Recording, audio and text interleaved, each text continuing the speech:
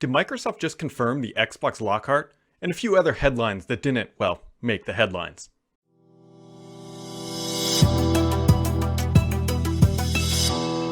Welcome back, friends. It has been a busy week of Xbox Series X information. Did a video yesterday on it, hitting all the highlights, but there's a lot of information that kind of got glossed over, including, I think Microsoft might have accidentally confirmed that the Xbox Lockhart is real and it actually a thing. So let's talk about some of the headlines that didn't make the headlines, then we'll dive into the Lockhart information. First off, one of the big things that has been revealed finally, and I think this is putting a lot of people at ease, is that the next generation controller is going to use AA batteries. There was some concerns that after they announced the Elite Series 2 that, hey, they're going to be moving to that internal battery and you have to recharge it. While some people do like that, I'm very happy to see that the base controller that is going to come with the next generation console will in fact be using AA batteries. And for when you need to update the firmware, it's going to be USB Type-C plugging it in if that is your thing that needs to be done. So that is very, very good news for those people. One of the other things that was shown off yesterday was called a feature called Instant Resume or Quick Resume, whatever you want to call it. One of the things that I think is getting missed in this, while it is absolutely awesome how you are able to just jump into games and move about and all that good stuff. What I think is going to be really cool is when you're able to save that game state on your console and then it gets bumped up into the cloud so that when you go to the dentist office later that day and you're sitting in the waiting room, you can open up xCloud and be able to instantly resume on any device. Now, Microsoft didn't explicitly announce that, but that feature is coming down the pipeline. I don't know exactly when, but you play in your console, then you can play in your browser, then you can play on your phone. It's just going to move that save state along with you. It's going to be a really, really cool feature. One point to clarify on the storage. Microsoft is introducing two storage options on the Series X. We have the memory card that Microsoft is doing, that expandable storage option, and then there's also the USB Type-C storage option. Now, here's a big differentiator between those two options.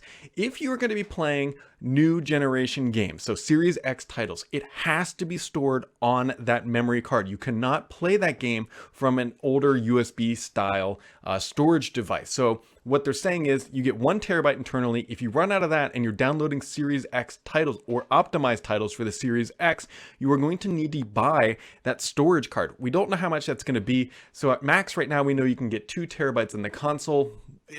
I'm hoping that they will introduce more storage in the near future. At some point, maybe 2 terabyte internal options, because I can see people filling that up if they buy a bunch of games. Now, if you have a bunch of older titles, including the original Xbox 360 or Xbox One titles, those can all sit on an external drive over USB. The idea here is that Microsoft's storage card has a much faster throughput. It can read and write and do everything much, much faster than a USB connected storage device. So if you're running a new game, it's got to be on the new stuff. If you're running a legacy title, you'll be able to put it on that storage drive, which should help out quite a few people who want to bring those older titles with them and bring them to the Series X. So that's just one point of clarification. Also, I'm surprised Microsoft didn't run with this in the headlines a little bit, but I think that's probably a good thing. So we all know that the next generation console has 12 T-flops of power, right? We've heard that before.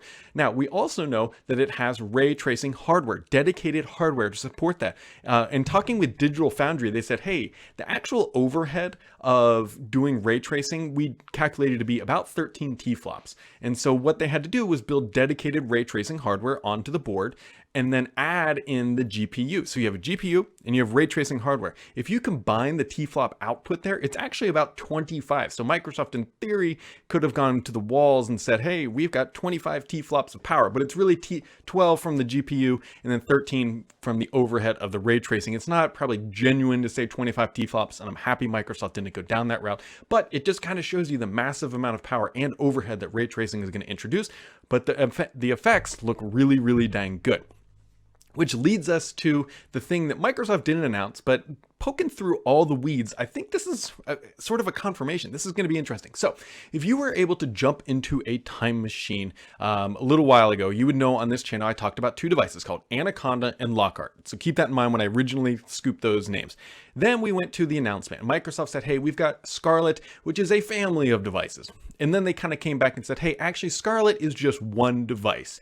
And then which leads us back to today. Now, well, not even today. If you think about when the Xbox One X launched, Microsoft etched onto the motherboard a Scorpio, or more, clearly, Master Chief riding a Scorpion, because Scorpio, it's on the motherboard. That was the codename Scorpio. They put it on the motherboard. Behind me here, and I'll even put it up on the screen, you can see, what is that? That's a snake. A snake is also known as an anaconda. So why would Microsoft put an Anaconda on a motherboard if its name was actually Scarlet while in development? Here's what I'm getting at. Microsoft is putting an Anaconda on there because they know that is the development code name, which means that Lockhart is also a code name for a device that is coming.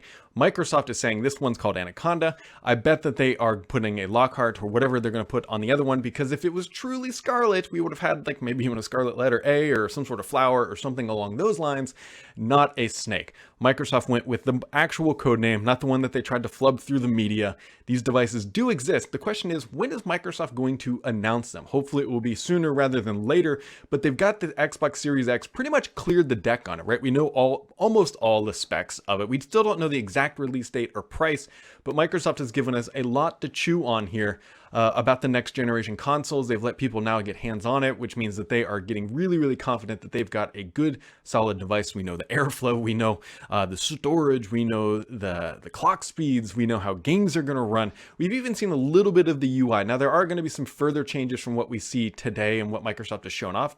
Don't be too surprised. There are other changes coming, including like boot sequences and all that stuff. That will be interesting to watch.